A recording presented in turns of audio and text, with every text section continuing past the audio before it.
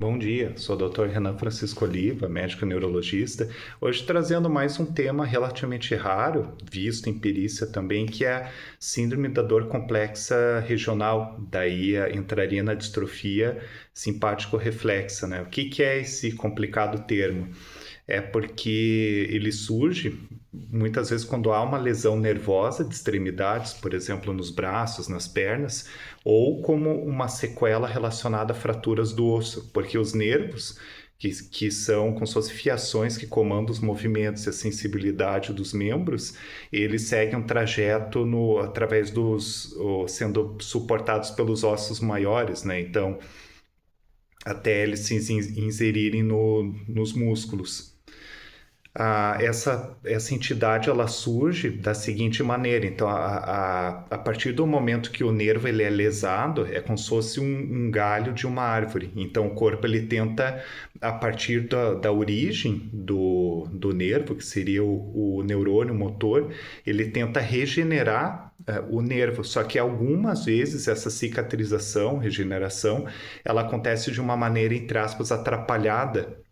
Então, como os nervos eles trazem as sensações que vêm, eles trazem as sensações do corpo em direção à medula espinhal e aí em direção ao cérebro, para que o cérebro possa entender essas sensações, muitas vezes há estímulos que não causariam dor ou causariam uma dor mais leve, eles são interpretados de uma forma equivocada e geram uma dor crônica, constante e de difícil controle, que é a que chamamos de uma dor complexa.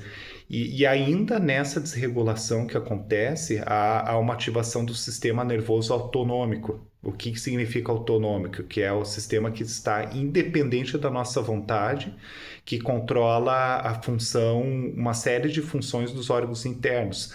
Por exemplo, se haveria suor ou não, a temperatura do corpo, os batimentos cardíacos, a respiração, o movimento dos intestinos, do estômago, dentre outras.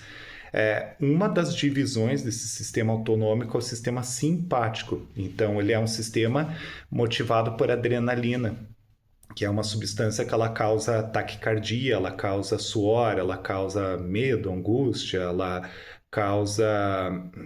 ela desacelera o movimento dos intestinos, né? Que é como se o corpo ele estivesse pronto para o combate, para a luta ou para fugir. Então, quando o nervo ele é lesado dessa maneira e daí o corpo ele tenta se regenerar, de alguma maneira isso perturba a atividade simpática.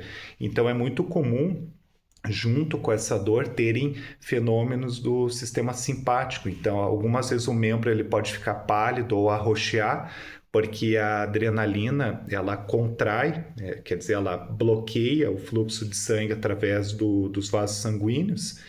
E ao mesmo tempo que se gera suor excessivo, também pela atividade excessiva da adrenalina, há um aumento de dor e pode acontecer fenômenos assim que o membro, inclusive, ele chega a roxear ainda dentro desse contexto.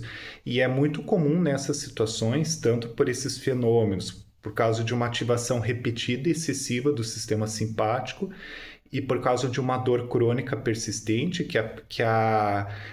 o periciado ou o paciente ele começa a desenvolver transtornos emocionais, então com crises de pânico, de ansiedade, de isolamento social, porque também há uma integração, né, muito além da percepção dessa entidade. Também há uma integração via cerebral com o sistema que regula o comportamento emocional do corpo. Então, junto com a dor crônica, com esses fenômenos, pode haver uma interpretação errada do cérebro do controle emocional, muitas vezes levando ao isolamento, a crise de ansiedade, crise de pânico, quadros depressivos. Então, é uma entidade, não que seja rara, mas não é uma entidade muito frequente, essa que eu falei, porém, ela sempre quando existe uma lesão nervosa, ela deve ser estudada e melhor avaliada na elaboração do relatório pericial.